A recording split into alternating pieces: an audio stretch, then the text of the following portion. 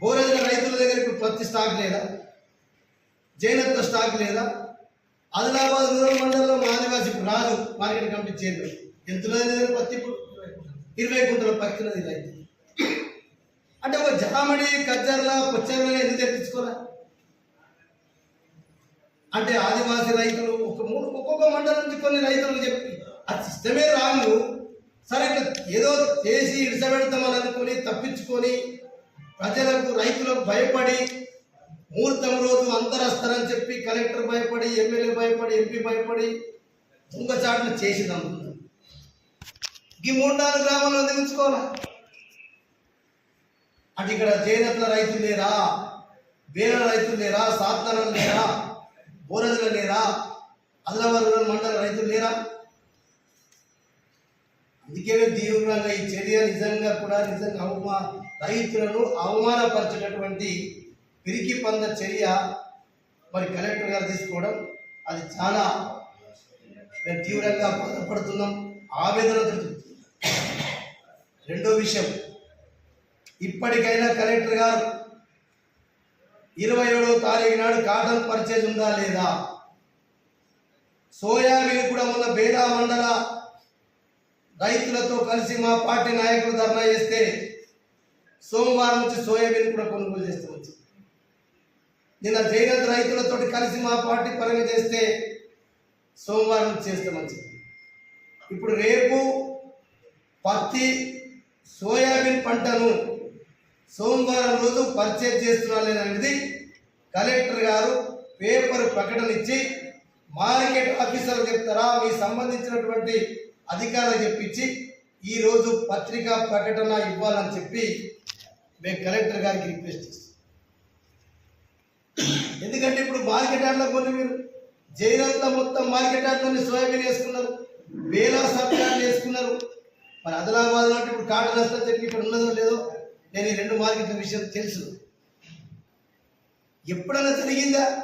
మేము పోయిన అక్టోబర్ 10 రోజే మేము ఎప్పుడు పంట రాకముందే ప్రభుత్వం నుంచి ఆర్డర్స్ తీసుకొని వచ్చి ఇగో ఈ పర్చేజ్ చేస్తున్నాం, ఈరోజు కాటన్ పర్చేజ్ చేస్తున్నాం, అడ్వాన్స్గా ప్రకటించేది గవర్నమెంట్ నుంచి ఆఫీసర్తో ఇప్పించేది. అప్పుడు కలెక్టర్ గారితో కానీ మార్కెట్ అధికారులతో కానీ ఇప్పించినాం. మరి ఇవాళ ఎందుకు భయపడుతున్నాం అడుగుతున్నాం. ఎప్పుడో ఒకసారి రైతులతోటి చేయవలసిందే, రైతులందరితోటి పత్తి మీరు ఎంతైతే పంట వేసినామో ఆ పంట సీజైతో కొనిపించవలసిందే. ఈ దొంగతనము, ఈ దొంగచాటున, ఈ భయభ్రాంతులకు గురై ఇట్లా ఎన్ని రోజులు చేస్తారు? ఇది కరెక్ట్ కాదు. ఇది ప్రకటన ఇచ్చి ఉందా సోమవారం.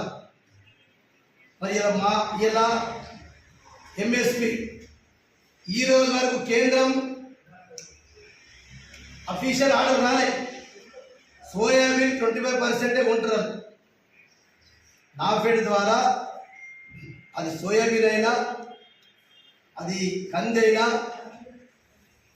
అది ఈరోజు ఇప్పుడు సోయాబీన్ అయితే పంట వచ్చిందో ఓన్లీ 25% కేంద్ర ప్రభుత్వం కొంటుంది. మేము పోయినసారి చెప్పినాం, కేంద్రం ఉన్నటువంటి ప్రభుత్వాన్ని ఇక్కడ ఉన్నటువంటి ఎమ్మెల్యే ఎంపీని డిమాండ్ చేస్తున్నాం, ఎందుకు మీరు 20% రైతుల దగ్గర కొంటారు, 100% ఎందుకు కొనరు అంటే నామకే వాస్తేదో సపోర్ట్ ప్రైస్ మేము ఇలా సోయాబీన్ది 5328 రూపాయలు ఇస్తున్నాం, కొంటాం, కింద మిగలకుండా ఉంటామని చెప్తున్నాం. పక్కనే రైతులకు భరోసా ఇస్తున్నాం. బీఆర్ఎస్ పార్టీ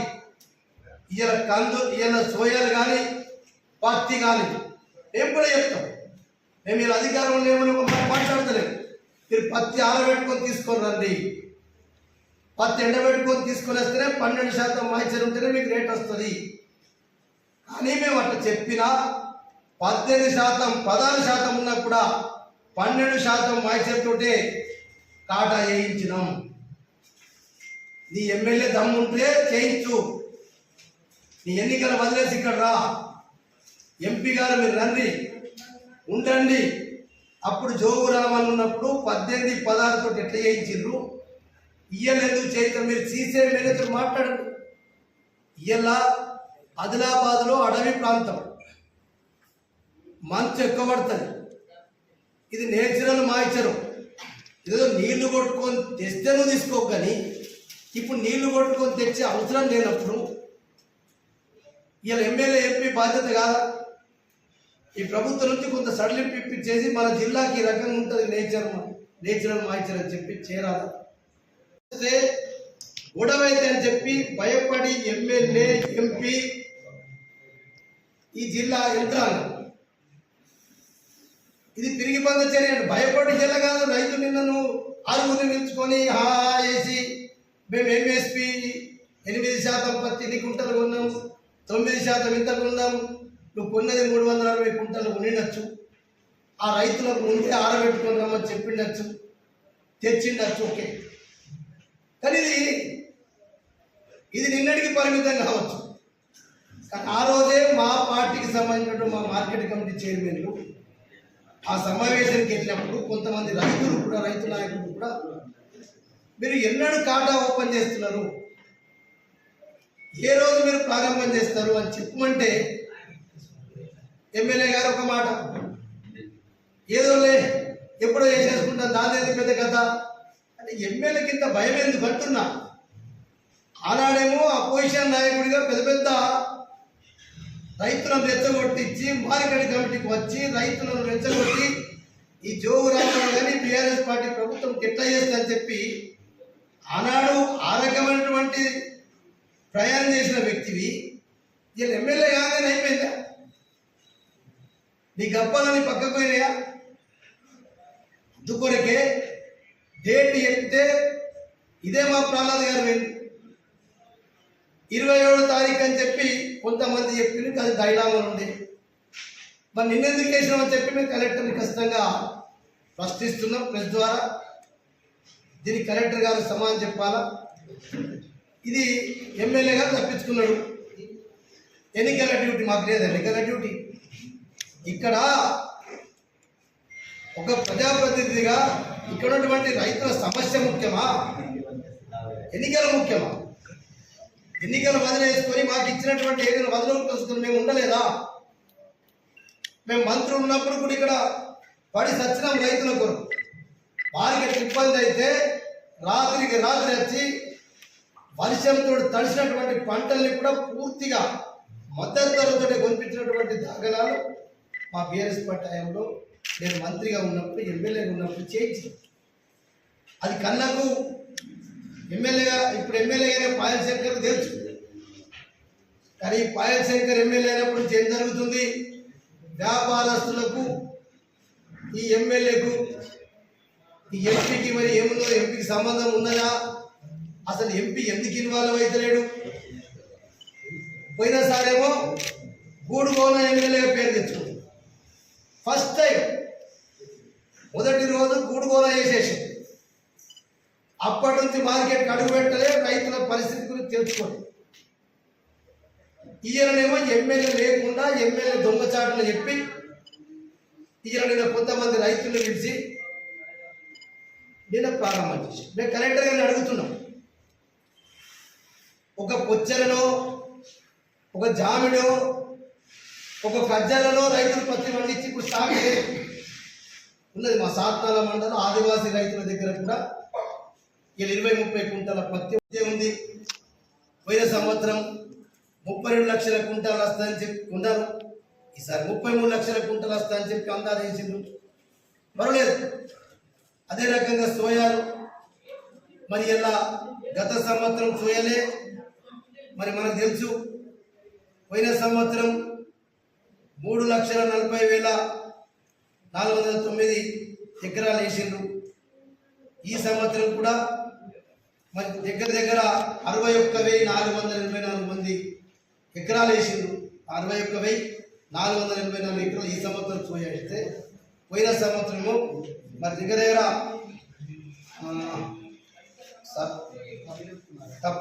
ఇది పోయిన సంవత్సరం సోయా క్వింటాల్ 3,40,409 కొన్నారు. పోయిన సంవత్సరం కొన్నారు 3,40,40,000 కుంటాలు కొన్నారు. 19,584 మంది రైతులు వేసారు. దాన్ని ఆ రోజు ఆ రకంగా ఆ రోజు సపోర్ట్ ప్రైస్ తోటి కొన్నారు. ఇయ్యాల కూడా అంతే కొనాలని చెప్పినాం. ఇక్కడికి ఇంకా పర్చేస్ స్టార్ట్ లేదు. కాబట్టి మరి ఈ రకంగా మా బీఆర్ఎస్ పార్టీ ఒకటే డిమాండ్ చేస్తాం. గత సంవత్సరము అడ్వాన్స్గా మేమైతే అడ్వాన్స్ చేసినాం, మీరు చేస్తలేరు. మళ్ళీ రైతుల ప్రభుత్వం చెప్పి ఇక్కడ రేవంత్ రెడ్డి చెప్తాడు, ఈ స్థానిక ఎమ్మెల్యే చెప్తాడు, రైతుల కొరకు అర్ధరాత్రి కూడా మేము తయారుంటాం. నేను అందుకే రేపు అడుగుతున్నా, బీఆర్ఎస్ పార్టీ మీడియా ద్వారా మీరు ఐక్యంగా ఉండండి. మీరు కొద్దిగా పత్తిని ఎంత తక్కువ మాయిచర్ ఎండబెట్టుకొని తీసుకొచ్చుకుంటే లాభం అవుతుంది. మీరు కిసాన్ యాప్ అంటున్నారు, కిసాన్ యాప్ గురించి మేము కూడా బీఆర్ఎస్ పార్టీ వ్యతిరేకిస్తున్నాం. పెద్ద ఎత్తున ఒకవేళ వారం 10 రోజుల్లో నిర్ణయం రాకపోతే ఈ కొనుగోలు అవకతవకలు జరిగిన ఈ కిసాన్ యాప్ను విరమించుకోకుండా ఖచ్చితంగా పెద్ద ఎత్తున బీఆర్ఎస్ పార్టీ పక్షాన రైతులు అందరూ సహకరిస్తే, రైతులందరూ మా పిలిపించినప్పుడు మీరందరూ వస్తే తప్పకుండా ఈ ప్రభుత్వం కేంద్రంలో ఉన్నటువంటి రాష్ట్ర ప్రభుత్వాన్ని నిలదీద్దాం. ఇప్పుడు మా ప్రహ్లాద్ గారు పోయొచ్చు మార్కెట్ ఆఫీస్